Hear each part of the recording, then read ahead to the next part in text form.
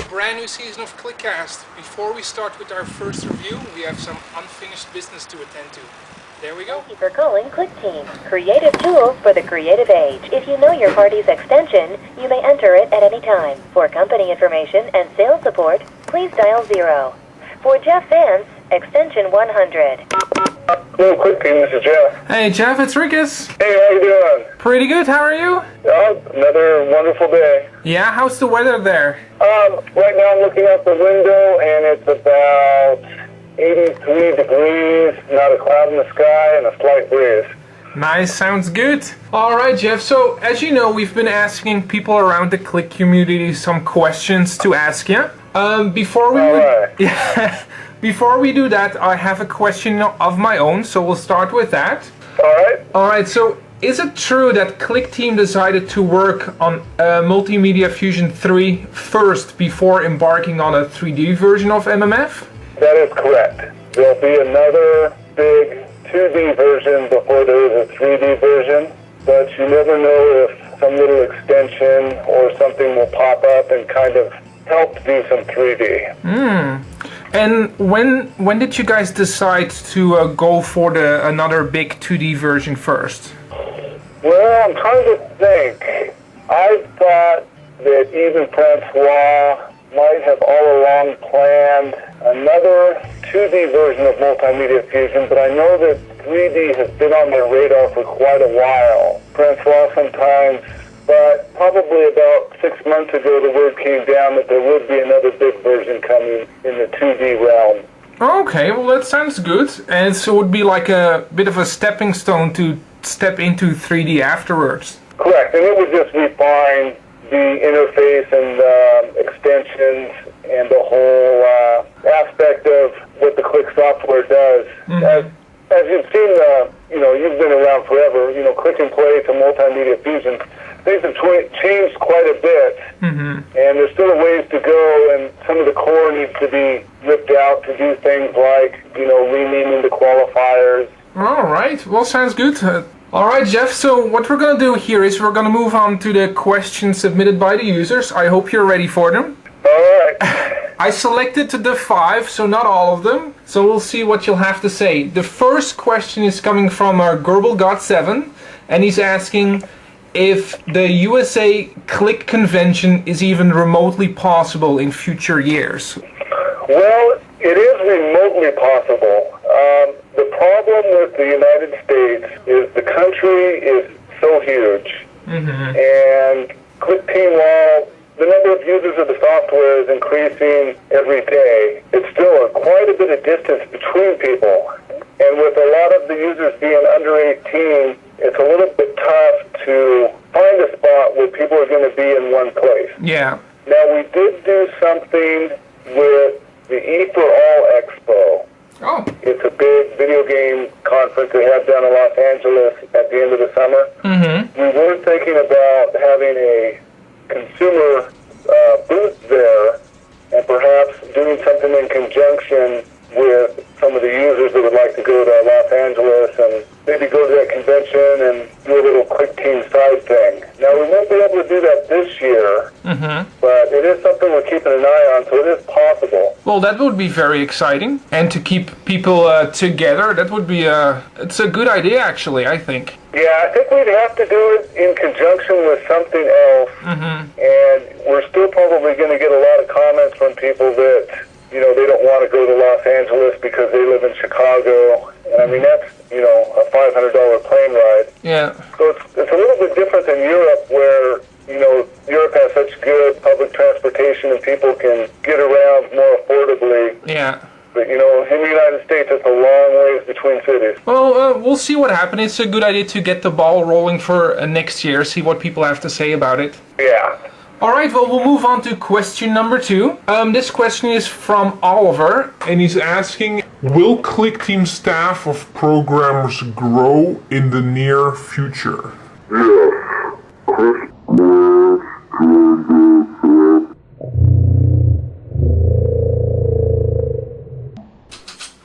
Service unavailable? I swear it wasn't me. While we're trying to fix this, let's just go to an interview and hopefully we'll get this back up and running. Alright folks, so today we have Ben on the line. Ben, how are you doing today? I'm very well, thank you. How has your Saturday been going so far? Saturday's been pretty uneventful so far, but... How's the weather there in the UK? Not that special at the moment. No? It's been a bit on and off. On and off? So we heard that you're working on a new game called The Orphanage. How long have you been working on it now? Probably about 2 years-ish now. Just under 2 years, I reckon. And what is the game about? What do you have to do in it? It's about a kind of super commando that is instructed to go to a place in Russia on a mission, and they find out that there's a kind of facility where they're doing some pretty awful experiments, and it's about investigating that. And along the way, you have to fight off like enemy soldiers with guns and stuff. Oh, well, that sounds really cool. Is it like an action RPG game or a platformer? It has. It's not a platformer. It's from a top-down perspective, but it has a few RPG elements. Not very many. It's mainly action focused. Focused on. I mean, the main focuses are really kind of super like special effects and AI that's like fun and satisfying to fight. That's my main goals of it, really. Okay, and how big will the game be? Will it take the player a while to finish it, or? Yeah, I'm hoping so. I mean, I'm aiming that it should be at least 5 hours long. Oh wow, 5 hours. So how far are you in development? Will it take a while to finish it, or when can we expect the game? Well, yeah, it's probably going to take a little while longer because what's kind of happened over the development time is I've like made the game engine, and then I've made a few levels, and then I've decided that the engine is no longer adequate. Oh, really? And then I've improved the engine, and then made some more levels, and then decided that I want to improve the engine a bit more again. I'm pretty satisfied with the engine now, so I don't think I'm going to do any more major overhauls, but I mean, I've just got to copy the engine into all the other levels, and then obviously make the rest of them as well. So. Okay, so you went back in there and reworked certain parts of the game there. Yeah. Okay. So, well, that's great. I think we're gonna wrap things up. I think lots of people are looking forward to the game. Did you have anything that you wanted to say to all the listeners out there? Stay tuned. All right, Ben. Well, thank you so much for the interview, and I'm sure we'll talk again later. Okay? Okay. Thank you. Thanks.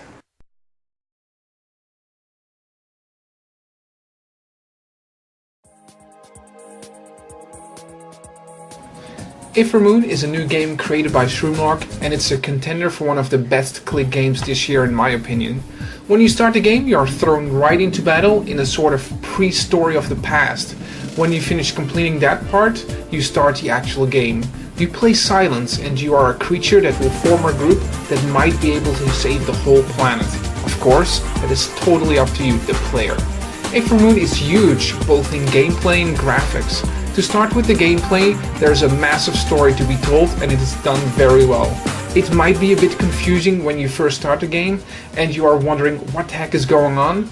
Someone suggested to have a training level first, but if you get through the beginning and get to know the controls and what everything does, a whole world will open up to you.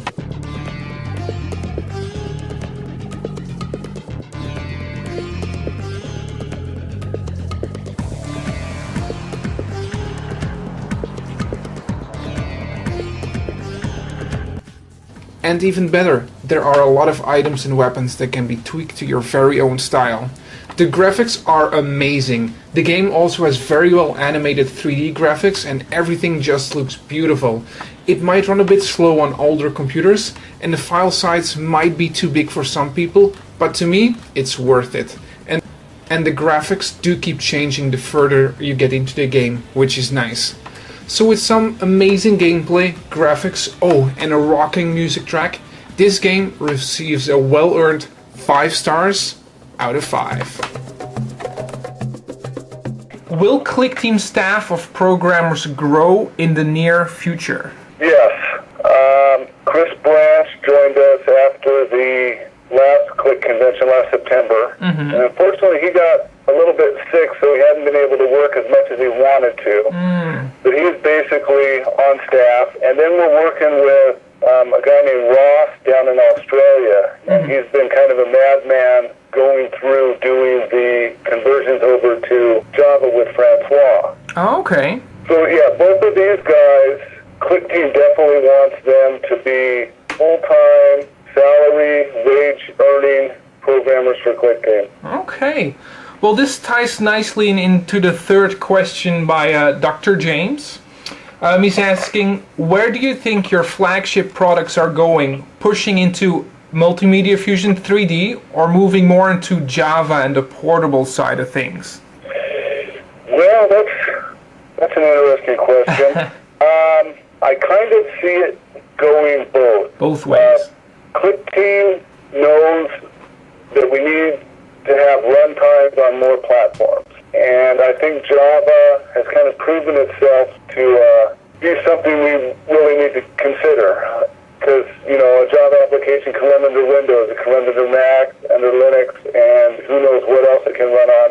Any new operating system that happens to pop up probably will always support Java. Oh, okay. Then you have the Java Mobile, which I know a lot of people are looking forward to. Mm-hmm. And I think I forgot half your question there. I know that Francois, on the authoring side, has considered making a Java version of the authoring side. No real timeline or progress to report on that, but it was something he was thinking about. Okay, well that's exciting. Francois got into learning Java when he was starting the Blu-ray work, and really was impressed by how good the libraries and the foundation of it was. Mm-hmm. Well, that's good, and it's good that he's getting some more experience through the Blu-ray with that. All right, Jeff, we're moving on to question number 4. A bit of a lighter question from Andy UK. He's asking, do you have any personal favorite Click games? Personal favorite Click games? There's so many good ones. It's hard to put your finger on one or two. I really like the physics draw. I know that's not really a game. Mm-hmm. A lot of the old classic games I've liked. Actually, I enjoy most of them. I don't know if I can put my finger on just one. I'm really kind of a casual gamer, so any kind of platform or puzzle game I just dig. Well, that's good to know for all you listeners out there. And we're moving on to the last question from Shab. He's asking the following. Jeff, when the Blu-ray support is added, will it be possible to use the MMF2 family of products to create custom menus for Blu-ray video? This one is more of a stupid question, but I assume that there will be no way to store values once the system has been turned off, referring to Blu-ray. Yeah, I would guess that there's no way to store any values. Blu-ray, when it first gets done, it's going to be part of a Sonic product. And this product is aimed kind of at very high-level commercial studios. Mm-hmm. And I think that the product itself is around $40,000, $50,000. So there won't be anybody in Clickteam that has one unless Sonic gives us one for free. Mm-hmm. Sonic was thinking and considering a consumer-level version of a Blu-ray creation tool. Oh, that's new news. And if they do that, then the average person should be able to afford it. Yeah. The regular MMF that everybody has right now itself won't export Blu-ray. Mm-hmm. It's kind of it's a separate program that's almost identical to Multimedia Fusion, if that makes any sense. Okay, that makes sense. But at least perhaps some of the guys out there, they would be experienced enough with Multimedia Fusion to feel comfortable going to a company and saying, I can make you a Blu-ray creation. I just need this tool. Mm-hmm. Okay, so in the end, it's up to the user when the tools become available. Yeah. All right, Jeff, well, that's all the questions we have here.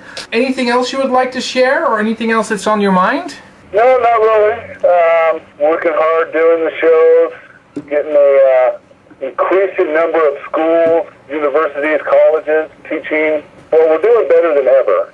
Oh, that's good. And we're probably, maybe double what we were last year. Oh, so, wow. So schools are going up, and exposure has gone way up. When we do the shows now, we run into a lot of people that either use the product or have heard of the product, and we get a lot of other companies at the shows talking to us, wondering why everybody's mentioning the Clickteam and all these cool products we have. Well, that's good. That's good. So let's hope this trend will keep on going there for the next couple of years. All right, Jeff. But I think we're all through here.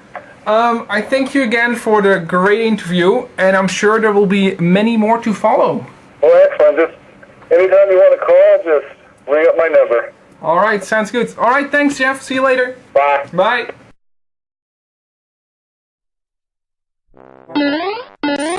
Trent is a platformer game created by the one and only Greg Tate. And you know what? After playing this game, I feel that this game should deserve to be played by more people. It is actually really well made. In the game, you start as a turtle called Trent that has to find his way across some very well designed levels. The cool thing about this game is that it sets itself apart from others because you can collect shells for yourself that have special abilities. Like there is a bomb shell that you can use to detonate blocks. It helps out a lot in puzzles. And there's even a fly shell so you can fly around in certain levels. The game really starts to pick up later in the game as you collect more shells. The nice thing is that Greg designed a very cool menu system so you can pick between shells. The graphics are cute and the music and sound effects are well done.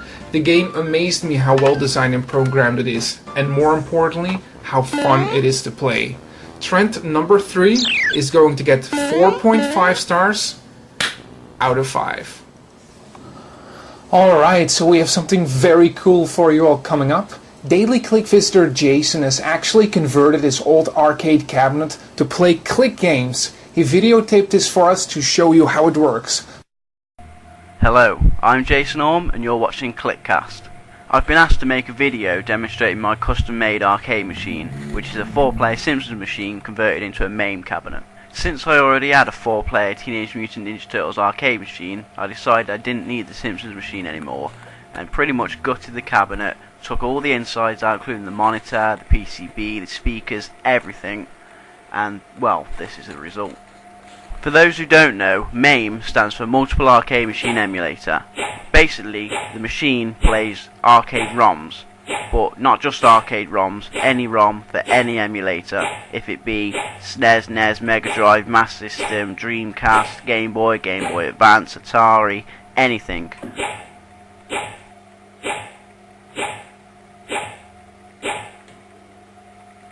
Here you can see a list of games. As you can see, there's a sample screenshot and then a sample video will play. For every game I've got a screenshot, and for nearly every game I have a video which plays, which includes sound, as you may hear. These few games have been organised into my favourites, which I can set with just a push of a button. There is a full complete list though of around 12,000 MAME ROMs. I pretty much have a complete ROM set for every console. While the X-Men ROM loads, you can see a list of all the prices for all the components needed.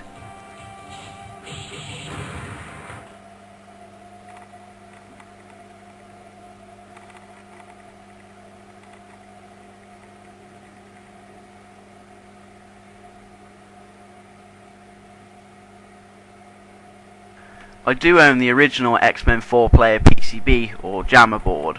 Basically, like games consoles where you put cartridges in, these are big circuit boards which you can swap and change in your arcade machine. But being a MAME cabinet, you don't have to worry about that. All the games are already built in and on the hard drive of the computer inside the cabinet.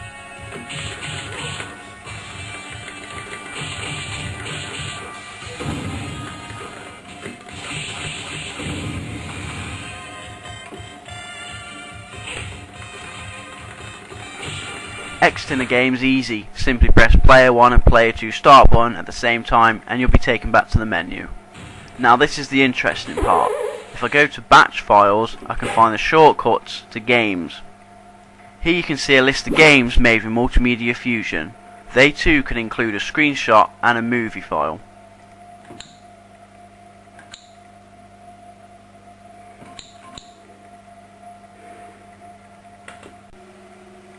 I've selected MIG2's Double Dragon Fists of Rage. This is the sort of game you typically find within an arcade machine, and luckily it requires no customization. The joystick knows it's the arrow keys and the buttons know it's control and shift.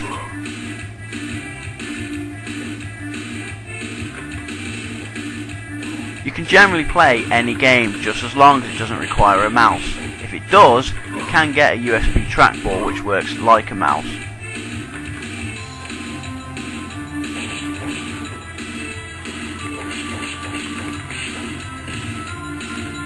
Here we have a Click classic, Eternal Daughter by Black Eye Software.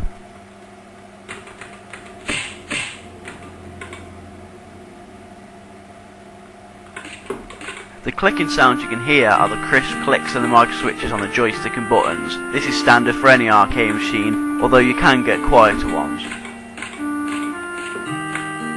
If you plan on building your own cabinet, one thing I do suggest is you check the monitor refresh rate first. Generally, newer monitors will have a higher refresh rate, but older monitors can struggle in full screen mode, and you will get colour bleed.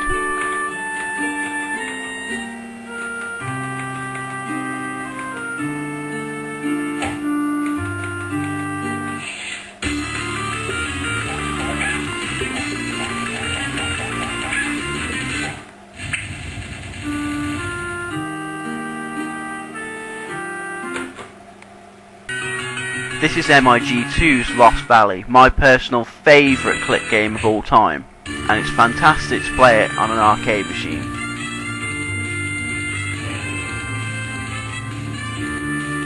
Lost Valley has a built-in save game system, which is a bit strange to have on an arcade machine, but with it having a built-in computer, every time you want to play the game, it will remember your save game.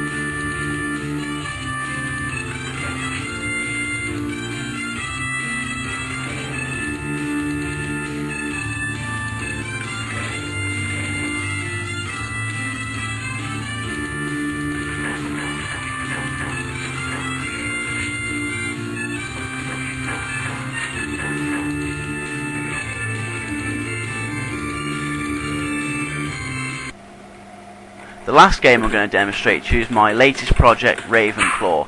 It's an action-adventure RPG where you play a female warrior named Fiona and a fairy companion, Blink.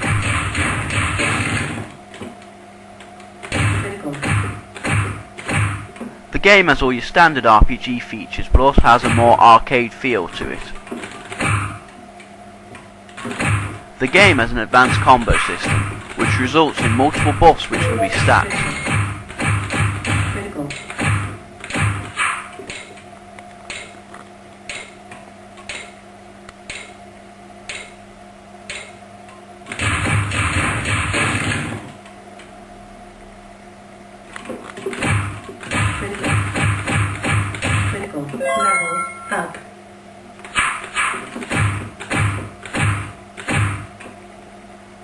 You can find the Ravenclaw projects page on the Daily Click, and a demo is due out later this year. So what's next for this project? Well, there's numerous things you could do. You could replace the monitor with a touchscreen monitor, or you could do like I've done and replace the standard 2 stereo speakers with 4 speakers and a sub. The sub's located under the control panel so you can feel the rumble. Also remember this doubles up as a jukebox, and with a touchscreen monitor you could simply select what you want to listen to by touching the screen. There's also a USB light gun available, which is very easy to fit, but I think the next step for me is to completely rebuild the machine from scratch and make it better. Thanks for listening, thanks for watching. I've been Jason Orm and you're watching Klikcast on the Daily Click. Welcome to Where Are They Now? Today we are looking back at David Willis. He started back in the day creating comics and making some games featuring Walkerton. The first game he created was called Aliens Ate My Doritos, and at the time of the game's release it was very well accepted by the community because of its amazing graphics and funny storyline. The gameplay was your standard click and play fare, but that did not matter. A new game series was born. David followed the game by several other Walkerton games, who are now sadly lost. He also created a cool platform called RoboVac.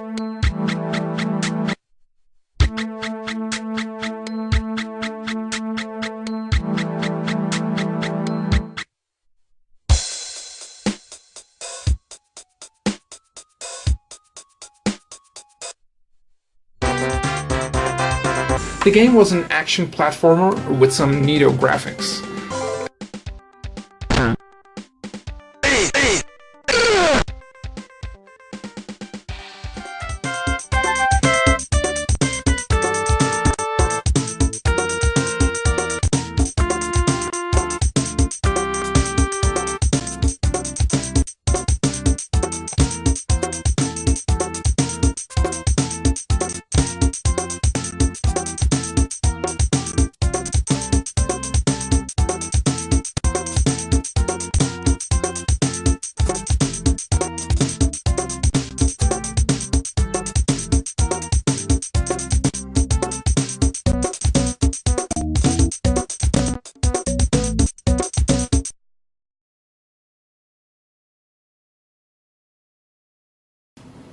After releasing the Walkerton 4 demo, David decided to spend all his time making webcomics, and wow, did he ever succeed!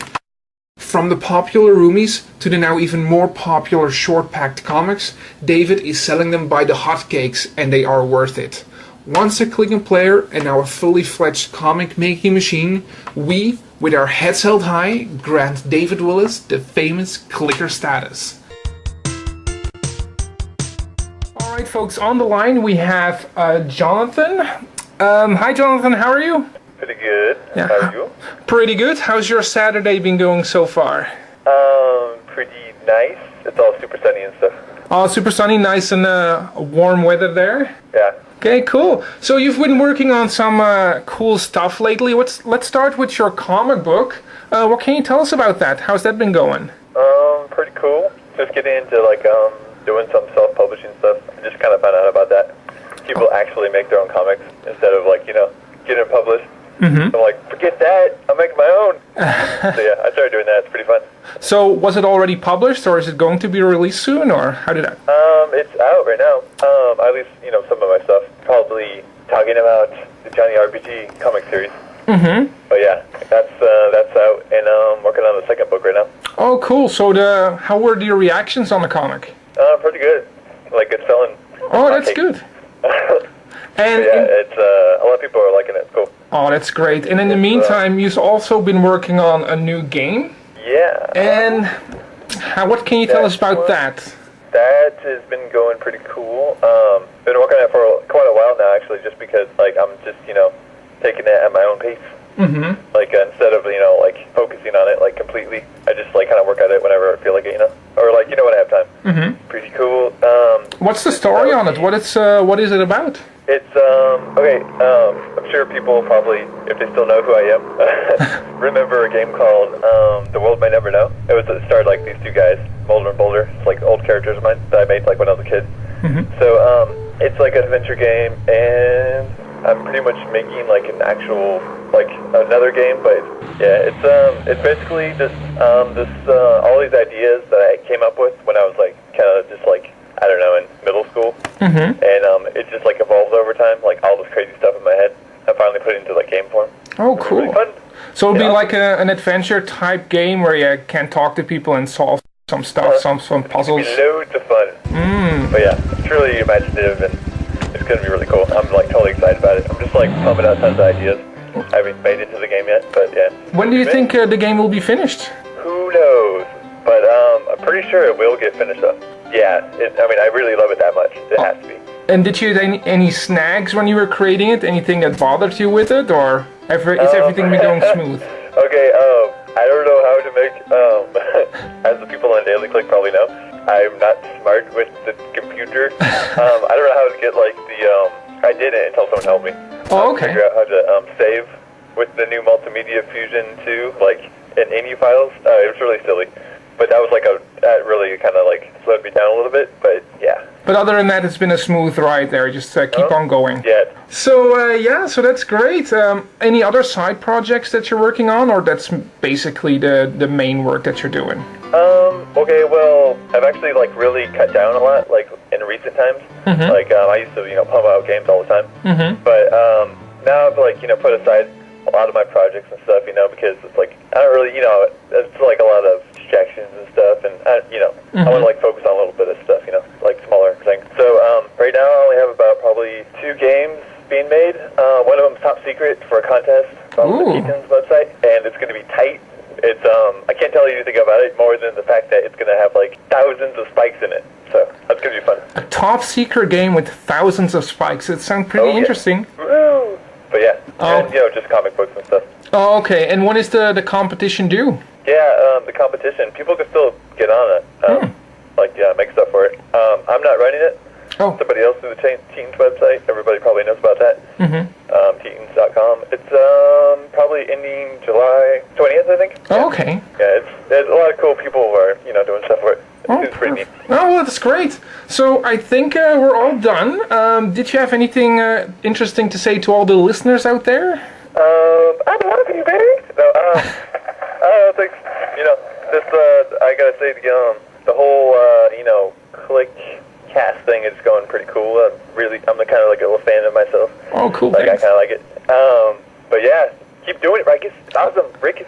Rikus, yeah. I always thought your name was Rikus. No, with lots of people do, and I don't mind Rikus, that's fine. Turkey, I always thought it was Thirsty, which sounds way cooler, but whatever, you know. Alright, Jonathan, well, thank you so much for doing the interview, and I'm sure we'll talk again in the future.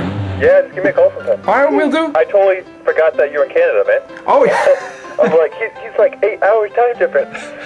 Yeah, no, we're actually in the same time zone, I think, where you're located. Yeah, probably. I'm in California, so. Oh, there you go, yeah. Alright, Jonathan, well, thank you so much. Alright, bananas! Alright, see ya.